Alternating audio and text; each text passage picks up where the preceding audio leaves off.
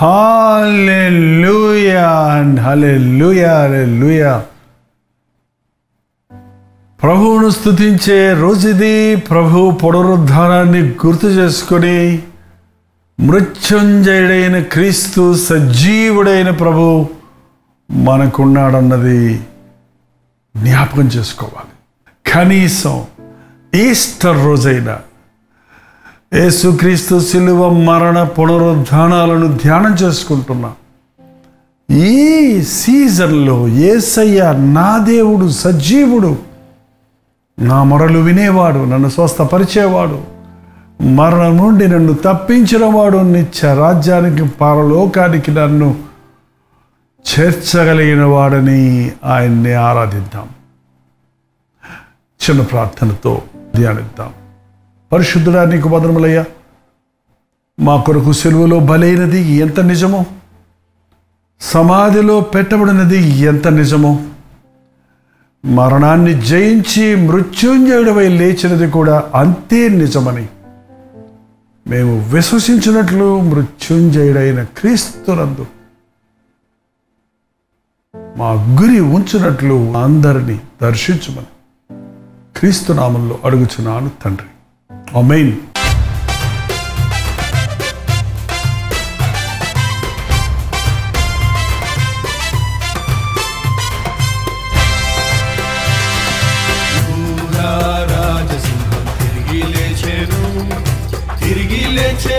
మృతిని గెలిచి లేచెను.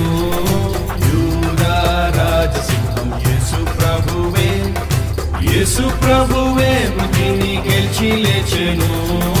యూదా రాజసింహం తిరిగి లేచెను.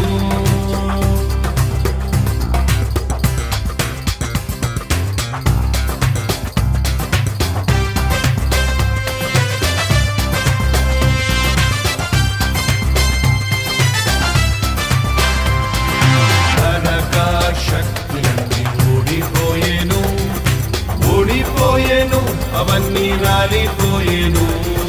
నరక శక్తులన్నీ ఓడిపోయేను, ఓడిపోయేను, అవన్నీ రాలిపోయేను. యూదా రాజసింహం తిరిగి లేచెను.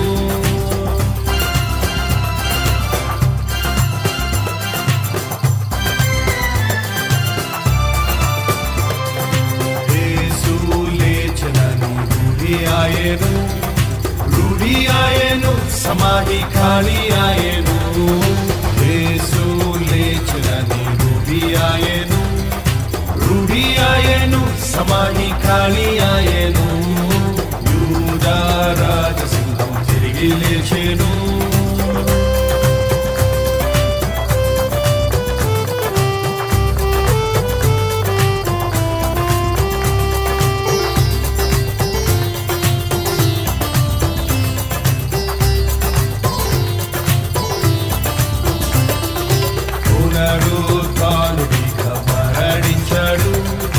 మరణించాడు, మరెన్నడు మరణించాడు. పునరుత్థానుడిగా మరణించాడు, మరణించాడు, మరెన్నడు మరణించాడు. యూదా రాజసింహం తిరిగి లేచెను, తిరిగి లేచెను, మృతిని గెలిచి లేచెను. యూదా రాజసింహం తిరిగి లేచెను.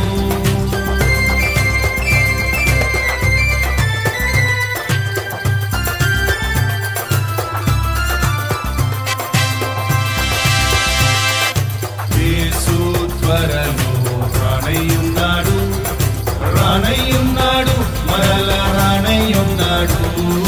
యేసు త్వరలో రానయ్యున్నాడు, రానయ్యున్నాడు, మరల రానయ్యున్నాడు. యూదా రాజసింహం యేసు ప్రభువే, యేసు ప్రభువే మృతిని గెలిచి లేచెను. యూదా రాజసింహం తిరిగి లేచెను. యేసు ప్రభు సెలవులో చేసిన యాగం కథ కాదండి, మాయ అంతకంటే కాదు. నిజంగానే ఆయన సిలువ వేయబడ్డాడు, నిజంగానే ఆయన మరణించాడు. అవునా కాదా అని బల్లెముతో పొడిచినప్పుడు నీళ్లు రక్తము కారుణను చూస్తున్నాం కదా. ఆయన్ని నారతో చుట్టి బ్యాండేజ్ చుట్టినట్టుగా యూదుల సాంప్రదాయ ప్రకారం సుగంధ ద్రవ్యాలు వేసి ఆ నారబట్టతో చుడతారు శరీరం అంతటి. చుట్టి అరిమిత యోసేపు తన కొరకు తొలిపించుకున్న సమాధిలో ఉంచాడు. ఆదివారం ఉదయమే ఏం జరిగిందో చూడండి. అన్ని సువార్తల్లోనూ మనం ఇది చూడగలం. మరి లూకా సువార్తలో ఒకసారి చూద్దాం. 24వ అధ్యాయంలో ఇంకా చీకటిగా ఆదివారము తెల్లవారుచుండగా, ఆదివారము విశ్రాంతి దినము ఆదివారమా శనివారమా అని అనుకుంటారండి. మీరు యూదులైతే శనివారం ఆచరించుకోండి, కానీ పునరుద్ధానుడైన ప్రభు 6 రోజులు ఆయన పనిచేసి 7వ రోజు విశ్రమించినట్లు, ఆయన 7వ రోజు మన పాపానికి యాగమై పునరుద్ధానుడై సజీవుడైన రోజు. అందుకే ప్రతి ఆదివారం మనం దేవుణ్ణి ఆరాధించుకోవాలి. తెల్లవారుచుండగా స్త్రీలు తాము సిద్ధపరిచిన సుగంధ ద్రవ్యములు తీసుకొని సమాధి ముందర ఉండిన రాయి దొర్లించబడి ఉండుట చూచి లోపలికి వెళ్ళిరి, కానీ ప్రభు అయిన యేసు దేహము వారికి కనబడలేదు. ఒక్కో సువార్తలు ఒకలాగుంది. వాళ్ళు మాట్లాడుకుంటూ కొందరు స్త్రీలు, మరియా, సలోమి, జబదే కుమారుల తల్లి, కొంతమంది స్త్రీలు ఎంతగానో ఈ ప్రభు మేలులు పొందినవారు, దెయ్యముల చేత విడిపించబడిన వారు, రక్షించబడిన వారు, అలాగే ప్రభువు తల్లి అయిన మరియా, వీరందరూ ఎంతగానో ప్రభువును ప్రేమించారు, ఆయనను రక్షకుడిగా గుర్తించారు అన్నది కూడా మనం చూడగలం.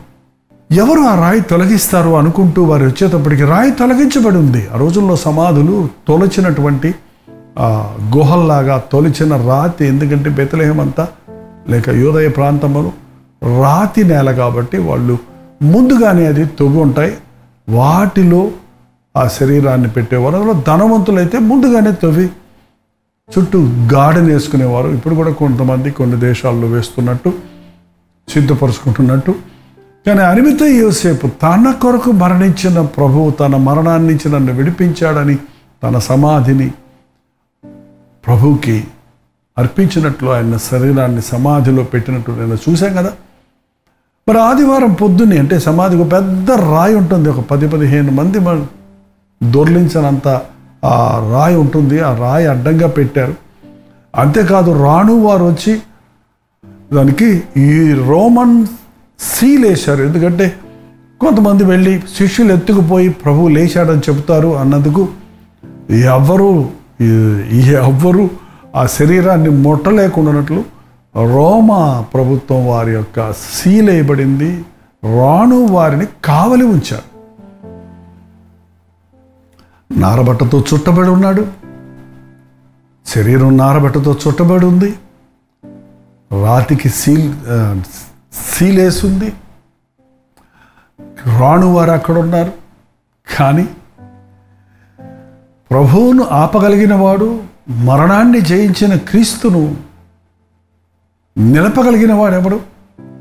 ఆదివారం ఉదయమే ఆకాశములో ఒక అద్భుతం జరిగింది. దూతలు రావటం, ఆ యొక్క రోమా ముద్ర దానంతటదే వెలిగిపోవటం, రాయి దొర్లిపోవటం, ప్రభు సజీవుడై బయటికి రావటం జరిగింది. ఈ స్త్రీలు వేకువని తెల్లవారుజామునే అక్కడికి వెళ్ళేలోగానే ఇది జరిగింది. రాయి దొర్లుందేంటా అని లోపలికి వెళ్ళి చూస్తే అక్కడ ప్రభు కనబడలేదు. ఆ నారబట్టలన్నీ చక్కగా మడిచి అక్కడ పెట్టుడబట్ట. ఎవరైనా ఎత్తుకెళ్ళిపోతే ఆ బ్యాండేజ్ ఇప్పడానికి కొన్ని గంటలు పడుతుంది. మళ్ళీ మడతలెట్ట పెడతారు. ఆ రక్తపు మరకలతో ఉన్న ఆ గుడ్డ మడచ పెట్టడం ఎలా జరుగుతుంది? యేసుక్రీస్తుని సమాధి ఆపలేదు, మరణము ఆపలేదు, రాణువారు రాజముద్రలు ఆపలేవు. కారణం ఆయన సజీవుడు. మరణాన్ని జయించాడు, పాపాన్ని జయించాడు, శాతాన్ని జయించాడు. ఆ స్త్రీలు ఆశ్చర్యపడి వెతుకుతూ భయపడిపోతుండగా 5వ వచనంలో చూస్తే 24వ అధ్యాయము 5వ వచనము, వారు భయపడి ముఖములను నేల మోపి ఉండగా సజీవుడైన వానిని మీరెందుకు మృతులలో వెతుకుచున్నారు? ఆయన ఇక్కడ లేడు, ఆయన లేచి ఉన్నాడు. అక్కడ కొంత దూతలు కనబడి చెప్పాయి, సజీవుడైన వానిని మీరేలా మృతులలో వెతుకుచున్నారు? ఆయన సమాధిలో లేడు, ఆయన లేచి ఉన్నాడు. ఈ మాట నమ్ముతున్నారా? అందరి సమాధులలోనూ మూసి ఉన్నాయండి. ఎముకలు ఉన్నాయి, కుళ్ళిపోయి ఉంటాయి, బూడిదైపోయి ఉంటాయి, మట్టి అయిపోయి ఉంటాయి కావాలి.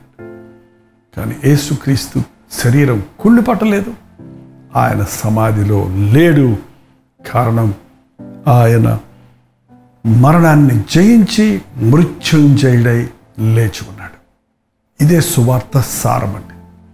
మేము సిలువ వేయబడుచున్న క్రీస్తును ప్రకటించుచున్నాము అనటం, అలాగే మేము పునరుద్ధానుడైన క్రీస్తును ప్రకటించుచున్నాము అని చెప్పబడటం పరిశుద్ధ లేఖనంలో చూస్తున్నాం. చనిపోయిన దేవుడైతే మనం ఈరోజు ఆయన నమ్మవలసిన అవసరత లేదు. ఆయన అందరి వంటి వాడై ఉంటాడు. కానీ మరణాన్ని జయించిన ప్రభు, మృత్యుంజయుడైన ప్రభు, సజీవుడైన వాడిగా ఈరోజు ఉన్నాడన్నది ఖాళీ సమాధి గుర్తుగా ఉన్నది. ఈ ఆదివారం యేసుక్రీస్తు పునరుద్ధానుడైన రోజుని మరొకసారి ఒక ప్రత్యేకంగా గుర్తించి, ఏ మూలైనా ఏ సందేహమైనా మనకుంటే ఆయన ఇక్కడ లేడు, ఆయన సజీవుడై ఉన్నాడు, ఆయన లేచి ఉన్నాడు. ఏ మనుషులతోనూ యేసు ప్రభువుని పోల్చొద్దండి. మృతులలో మీరు వెతికితే ఆయన దొరకడు, మనుషులలో వెతికితే ఆయన దొరకడు.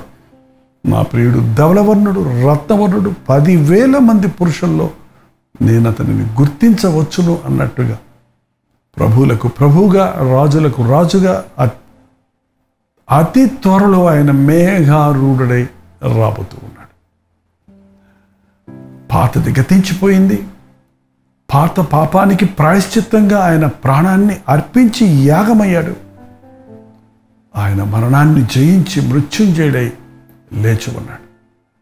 ఇది కథ కాదని, కల కాదని అనేక సార్లు అనేక మందికి ప్రభు పునరుద్ధానుడైన తర్వాత ప్రత్యక్షమయ్యాడు. వారు తట్టి చూచారు, వారి ముట్టి చూచారు, వారు ఆయన మాటలు విన్నారు, ఆయన మహిమ శరీరాన్ని చూచారు. మరనేకులు చూస్తూ ఉండగా ఆయన ఆకాశానికి ఆరోహణమయ్యాడు. ఇంకా తేరి చూస్తుంటే దూతలు చెప్పారు, ఏ రీతిగా ఈయన ఆకాశంలోనికి ఎత్తబడ్డాడు, ఆ రీతిగానే తిరిగి రాబోతూ ఉన్నాడు అని. అందుకే యేసును నమ్మిన వారికి ఒక గొప్ప నిరీక్షణ ఉన్నది. సమాధి గెలిచిన ప్రభు, మన సమాధులను తెరవగలిగిన వాడు, మరణమును గెలిచిన ప్రభు, మనల్ని మరణం నుండి తప్పించగలిగిన వాడు, మన వ్యసనాలను భరించిన ప్రభు, మన బాధలు, శ్రమలు, రోగముల నుండి మనల్ని స్వస్థపరచగలిగిన వాడు, సాతానును ఓడించిన ప్రభు, సాతాను పరిధిలో ఉన్న బంధకములలో ఉన్న మనలను విడిపించడానికి సమర్థుడిగా ఉన్నాడన్నది మనం నమ్మాలి. మనం గుర్తించారా? నమ్ముతున్నారా? మీ ప్రభువు నిజంగా సజీవుడైన దేవుడని నువ్వు విశ్వసిస్తున్నావా? తోమా అన్నాడు, ప్రభువా, ఆయన వేల్లో నేను గాయాలలో వేలు పెట్టి చూస్తే కానీ నేను నమ్మనన్నాడు. ప్రభు మరలా దర్శనమిచ్చి, తోమా, నీ చేయి చాపిన గాయాలలో ఉంచి చూడు, అవిశ్వాసివి కాక విశ్వాసివై ఉండని చెప్పాడు. అయితే ఒక మాట అన్నాడు, చూచి నమ్మిన వారికంటే చూడక నమ్మిన వారు ధన్యులు. ఎన్నో విషయాలు మనం చూడకపోయినా, నిరూపణలు లేకపోయినా నమ్ముతున్నాం. మన కొరకు ప్రాణమిచ్చిన ప్రభువును నమ్మడానికి ఎందుకు సందేహిస్తున్నాం? ఆయన పునరుద్ధారణ విషయాన్ని ఎందుకు మనం జీర్ణించుకోలేకపోతున్నాం? నా దేవుడు సజీవుడు అన్నది నీ వెరిగినంత వరకు నీ జీవితంలో ఆధ్యాత్మికంగా వర్ధిల్లగలుగుతావు, పాపము నుండి విడిపించబడతావు, సాతాను నుండి, వాడి శోధన నుండి తప్పించబడతావు. ఈ యేసుక్రీస్తు సువార్తను కానీ, శిలువ మరణ పునరుద్ధానమును కానీ చూడకపోయినప్పటికీ పాత నిబంధనలో ఉన్న యోబు నమ్మాడు. నా విమోచకుడు సజీవుడని నేను ఎరుగుదును. ఒక్కసారి ఆ వచనాన్ని చూసుకుందాం. ఈ పునరుద్ధానపు దినమున మీ హృదయాలలో ఇంకా సందేహం ఉంటే ఈరోజు దాన్ని సరిచేసుకోండి. పునరుద్ధానుడైన క్రీస్తు, సజీవుడైన ప్రభువు మనకున్నాడన్న విషయాన్ని మనం మనసును పెడదాం. యోబు గ్రంథం 19వ అధ్యాయం 26వ వచనం, 25వ వచనం. అయితే నా విమోచకుడు సజీవుడనియు తరువాత ఆయన భూమి మీద నిలుచుననియో నేను ఎరుగుదును. ఇలాగ నా చర్మము చీకిపోయిన తరువాత శరీరముతో నేను దేవుని చూచెదను. నా మట్టుకు నేనే చూచెదను, మరి ఎవరూ కాదు, నేనే కన్నులారా ఆయనను చూచెదను. నా విమోచకుడు సజీవుడనియు, నా రక్షకుడు సజీవుడనియు, నా దేవుడు సజీవుడనియు, తరువాత ఆయన భూమి మీద నిలుచుననియు, ఆకాశంలోనికి ఆరోహణమైన ప్రభువు మరలా భూమి మీదకి దిగి వస్తాడనియు, ఇలాగ నా చర్మము చీకిపోయిన తరువాత కూడా, నా శరీరము సమాధిలో పెట్టబడిన తరువాత కూడా, నా శరీరం కుళ్ళిపోయినప్పటికీ, మట్టికి మట్టి అయిపోయినప్పటికీ కూడా నేను దేవుణ్ణి చూచెదను. ఎందుకంటే దేవుడు నాకు మహిమ శరీరాన్ని ఇస్తాడు. నా మట్టుకు నేనే చూచెదను, మరెవరు కాదు, నేనే కన్నులారా చూచెదనని యోబు యేసుక్రీస్తు శిలువ మరణ పునరుద్ధానాల గురించి వినకపోయినా, బైబిల్లో చదవకపోయినా దేవుని యందు విశ్వాసం ఉంచాడు కనుక నమ్మాడు.